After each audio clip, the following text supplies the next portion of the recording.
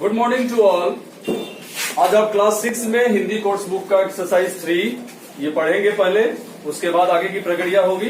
ध्यान से सुनिए। इसमें आप ये सीखेंगे कि अपने कार्यों से व्यक्ति किस प्रकार अपनी जन्मभूमि का गौरव बढ़ाता है। दूसरा, अपनी जन्मभूमि की मर्यादा की रक्षा करने के लिए बलिदान होने वाले वीर योद्धा किस प्रकार सम्मान के पात्र होते हैं। इसके लेखक हरिकृष्ण प्रेमी जी हैं। इसके पद परिचय के बारे में जानिए कि हिंदी के प्रसिद्ध नाटककार हरिकृष्ण प्रेमी का जन्म सन 1908 में हुआ था। इन्होंने परिवार, मित्रों, समाज, देश और मानवता सभी विषयों पर लिखा है और इनका सबसे प्रसिद्ध ऐतिहासिक नाटक कौन सा है? उसका नाम है रक्षाबंधन। ठीक है, आगे बढ़िए। पहला दृश्य है जैसे बूंदीगढ़ का, तो जैसे अभय सिंह का महाराव सिसोदिया वंश हराओं को आदर और स्नेह की दृष्टि से देखता है कि राव हेमू जो है वो कह रहा है कि तो आप बूंदी को मेवाड़ की अधीनता स्वीकार करने की आज्ञा लेकर क्यों आए हैं? प्रश्न पूछे तो अभय सिंह ने जवाब दिया कि महाराव, ये हम राजपूत यूं अलग अलग रहकर विदेशियों का सामना कैसे कर सकते हैं? हम सब अपनी शक्ति एक केंद्र में रखें, यानी कि हम लोग एक जगह, एक ग्रुप में आपस में एकता बनाकर रखेंगे, तभी हम जो है ये विदेशियों का सामना कर सकते हैं। राव हेमून का और वह केंद्र है चित्तौड़। वो केंद्र बिंदु क्या है? चित्तौड़।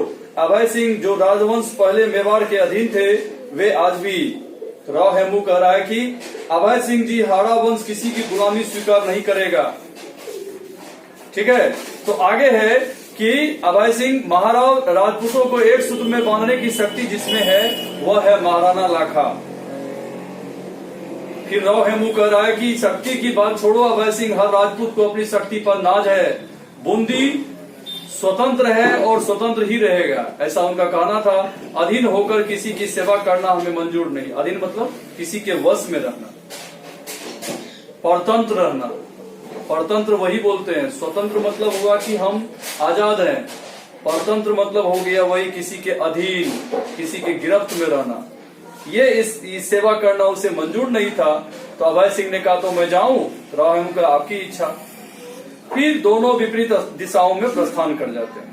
अब देखिए दूसरा दृश्य है चित्तौड़ का राजमहल, जिसमें महाराणा लाखा बहुत चिंतित मुद्रा में घूम रहे हैं। तो वह कहा कि उनका ये कहना था कि मुट्ठी भर हराओं ने हमें हरा दिया, मेवाड़ के इतिहास पर कलंक का टीका लग गया और मुझे कितनी ठेस पहुंची है यह मेरा हृदय ही जानता है। तब तक में अभय सिंह का प्रवेश होता है। अभय सिंह, महाराणा जी, सभासद आपके दर्शन पाना चाहते हैं। महाराणा का सेनापति, आज मैं दरबार में नहीं आऊंगा। आप जानते हैं कि जब से मैं नोमरा के मैदान में बूंदी के राव हेमू से हारकर भागना पड़ा तो मेरी आत्मा मुझे धिक्कार रही। तो अभय सिंह ने कहा कि महाराणा, हराओं ने रात के समय अचानक हमला बोल दिया, आप कहां भागे, हम ही आपको खींच लाए। ऐसा अभय सिंह का कहना था। तो महाराणा का, मैं अपने मस्तक से यह कलंक धो डालना चाहता हूं, यानी ये कलंक लेकर के मैं जीना नहीं चाहता। अभय सिंह ने कहा, मेवाड़ के सैनिक आपकी आज्ञा पर अपने प्राणों की बलि देने को तैयार है। तो महाराणा ने कहा, महारावल बप्पा का वंशज मैं लाखा आज प्रतिज्ञा करता हूं कि जब तक बूंदी के दुर्ग में सैनिकों सहित प्रवेश नहीं करूंगा तब तक अन्न जल ग्रहण नहीं करूंगा। ऐसा उन्होंने संकल्प लिया। अभय सिंह, महाराणा छोटे से दुर्ग के लिए इतनी बड़ी प्रतिज्ञा, बूंदी को उसकी धृष्टता का दंड मिलेगा, पर महाराणा इसमें कई दिन लग सकते हैं, आप ऐसी भीषण प्रतिज्ञा न करें। फिर महाराणा कह रहा है कि सेनापति सूर्यवंश में पैदा होने वाले कभी अपनी प्रतिज्ञा वापस नहीं लेते, क्योंकि जो एक बार संकल्प ले लिए वो पूरा करके ही जो है उसको छोड़ेंगे। तो इसके लिए गीत था, ये सागर से रत्न निकाले, युग युग से है गए संभाले, इनसे दुनिया में उजियाला, तोड़ मोतियों की मत माने। ठीक है, आगे बढ़िए। महाराणा कुछ गा रही थी चारनी, क्या तुम देश को एक सूत्र में बांधने को कर रही थी? क्या मैं दो वंशों में दुश्मनी पैदा करने जा रहा हूँ? चारनी का, यह आप क्या कहते हैं महाराणा? चारनी का ये उत्तर था अभय सिंह का, चारनी, महाराणा ने प्रतिज्ञा की है कि जब तक वे बूंदी के गढ़ को जीत न लेंगे अन्न जल ग्रहण नहीं करेंगे। चारनी का कहना है कि महाराणा, यह देश के हित में नहीं है। अभय सिंह ने किंतु महाराणा की प्रतिज्ञा तो पूरी होनी ही चाहिए। तो चार्ड ने कहा कि उसका एक ही उपाय है, यहाँ बूंदी का नकली किला बनाया जाए, महाराणा उस पर विजय प्राप्त कर अपनी प्रतिज्ञा पूरी कर लें। महाराणा का देश के हित में ही मैं ऐसा करने को तैयार हूँ, किंतु हाड़ाओं को उनकी धृष्टता का दंड मैं समय आने पर अवश्य दूंगा। ठीक है। तो अब तीसरा दृश्य है कि जंगली प्रदेश नकली दुर्ग के मुख्य द्वार पर महाराणा लाखा और अभय सिंह महाराणा दुर्ग ठीक बन गया है ना, तो महाराणा फिर इस मिट्टी के किले को मिट्टी में मिलाने से मेरी आत्मा को शांति न मिलेगी। अब प्रतिज्ञा पूरी कर यह विचार करना होगा कि बूंदी को मेवाड़ की अधीनता स्वीकार करवाने के लिए क्या किया जाए। आगे देखिए। तो अभय सिंह ने कहा तो महाराणा खेल शुरू करें, दुर्ग के भीतर कुछ सैनिक रख दिए जाएं, जो नकली वार करेंगे यह दुर्ग देखते ही देखते मिट्टी में मिल जाएगा। आइए सब चले। दोनों का प्रस्थान होता है। वीर सिंह, मेरे वीर साथियों देख रहे हो तो सामने क्या है?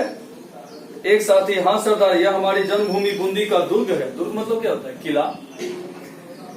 तो वीर सिंह, महाराणा इसे मिट्टी में मिलाकर अपनी प्रतिज्ञा पूरी करना चाहते हैं, क्या तुम अपनी जन्मभूमि का अपमान होने दोगे? दूसरा साथी, पर यह तो नकली दुर्ग है। तो तीसरा साथी बोल रहा है कि हम महाराणा के नौकर हैं, हमने उनका नमक खाया है। तो वीर सिंह कह रहा है, पर क्या जन्मभूमि का अपमान होने देना ठीक होगा? आखिर बूंदी हमारी जन्मभूमि है। फिर तीनों एक साथ बोल रहे हैं कि नहीं, हम अपने प्राण रहते ऐसा नहीं होने देंगे। तो वीर सिंह, बूंदी आप जैसे सपूतों को जन्म देकर फूली नहीं समाती। फूला नहीं समाना एक मुहावरा है जिसका अर्थ है बहुत खुश होना। चलो दुर्ग की रक्षा करें। और सबका एक साथ प्रस्थान होता है। महाराणा फिर कह रहा है कि सूर्य डूबने को आया है, कैसी लज्जा की बात है कि हमारी सेना बूंदी के नकली किले पर भी चित्तौड़ का झंडा नहीं फहरा पाई। तो अभय सिंह का कहना है कि महाराणा, जब मैंने दुर्ग से अग्नि वर्षा देखी तो मैं हैरान रह गया, और मैंने दुर्ग में जाकर वीर सिंह से कहा कि तुम महाराणा के नौकर हो, तुम्हें उनके विरुद्ध शस्त्र नहीं उठाने चाहिए। वह बोला, जब तक एक भी हाड़ा जीवित है बूंदी का अपमान नहीं होने देगा। तो महाराणा ने कहा, इनका जन्मभूमि के प्रति आदर सराहनीय है, क्या ऐसे वीरों के प्राण लेकर मुझे प्रतिज्ञा पूरी करनी होगी? धन्य है वह भूमि जहां ऐसे वीर पैदा हुए। देखो वह अकेला कैसी फुर्ती से बाण वर्षा कर रहा है। अभय सिंह ने कहा, महाराणा देखिए, वीर सिंह पर वार हुआ और वह गिर गया। महाराणा, जाओ दुर्ग पर पताका फहराओ और वीर सिंह तथा उसके साथियों के सब आदर सहित ले आओ। ऐसा महाराणा ने आदेश दिया। तो महाराणा फिर अभय सिंह का प्रस्थान होता है वहां से। फिर महाराणा कह रहा है कि आज इस विजय में मेरी सबसे बड़ी पराजय हुई। चार्नी कह रहा है, महाराणा देखिए, किले पर हमारी पताका लहरा रही है। तो महाराणा कह रहा, चार्नी, मैं बहुत दुखी हूँ कि वीर सिंह की वीरता ने मेरी आंखों से घमंड का पर्दा हटा दिया। ऐसी वीर जाति को अपने अधीन करने की इच्छा करना भी उचित नहीं है। चार्नी का कहना है, तो महाराणा, क्या बूंदी और मेवाड़ को मिलाने का कोई और रास्ता नहीं निकल सकता? वीर सिंह के सब के साथ जब अभय सिंह का उसी समय प्रवेश होता है, महाराणा सबके पास बैठते हुए, अमर शहीद, मैं अपने अपराध की क्षमा मांगता हूँ, किंतु क्या बूंदी के राव और हड़ा वंश इस घटना को भुला सकेगा? इस तरह से राव हेमू का प्रवेश होता है। और राव हेमू, क्यों नहीं महाराणा, हमारी तलवार शत्रुओं के लिए उठनी चाहिए, अपनों के लिए नहीं। हम सब राजपूत एक हैं। वीर सिंह के बलिदान ने हमें जन्मभूमि का मान करना सिखाया है। इसलिए महाराणा ने कहा, आओ हम सब इस वीर राजपूत के आगे मस्तक झुकाएं। सब मस्तक झुकाते हैं और पर्दा गिरता है। ये एक प्रकार का नाट्य है जो आपको ये बताया गया है। इसके 4 दृश्य, प्रथम, दूसरा दृश्य, तीसरा दृश्य और चौथा दृश्य, ये अलग अलग दिखाया गया। उसके बाद ये आपका शब्दार्थ है जो आपको याद करना है। आप टिक आउट पर ध्यान देंगे। चित्तौड़ के सेनापति का क्या नाम था, उसका सही ऑप्शन में टिक मारेंगे, अभय सिंह। बूंदी गणराज्य किस वंश का था, उसका सही ऑप्शन में टिक मारेंगे, हाड़ा। बूंदी को वश में कौन करना चाहता था, उसका गौ नंबर में टिक मारेंगे, महाराणा लाखा। बूंदी को जीते बिना महाराणा ने क्या ग्रहण न करने की प्रतिज्ञा की, अन्न जल, टिक मार देंगे। किसके बलिदान के आगे राजा ने मस्तक झुकाया, उसका सही टिक मारना है, वीर सिंह। अब देखिए, कुछ समानार्थक शब्द है जो हम आपको बोर्ड पे लिख रहे हैं, इसको आप पेंसिल से ठीक से लिख लेंगे। समानार्थक शब्द पेज नंबर 24, क्वेश्चन नंबर 5। कक्ष का लिखेंगे कमरा, आदर का लिखेंगे सम्मान, अधीनता का लिखेंगे गुलामी, प्रतिज्ञा का लिखेंगे शपथ, आज्ञा का लिखेंगे आदेश, दुश्मनी का लिखेंगे शत्रुता, शक्ति का लिखेंगे बल, मंजूर का लिखेंगे स्वीकार, ये समानार्थी शब्द है समान अर्थ वाला। सपूत का लिखेंगे बेटा, अवश्य का लिखेंगे जरूर, दुर्ग का लिखिए किला, पताका का लिखिए झंडा। ये समानार्थी शब्द है, ठीक है। ये आप एकदम अच्छी तरह से पेंसिल से भर लीजिए और आगे का प्रक्रिया जो इसका क्वेश्चन आंसर है फिर हम नेक्स्ट क्लास में इसका डालेंगे। आप SW में लिखेंगे SW learn it, word meaning and read nicely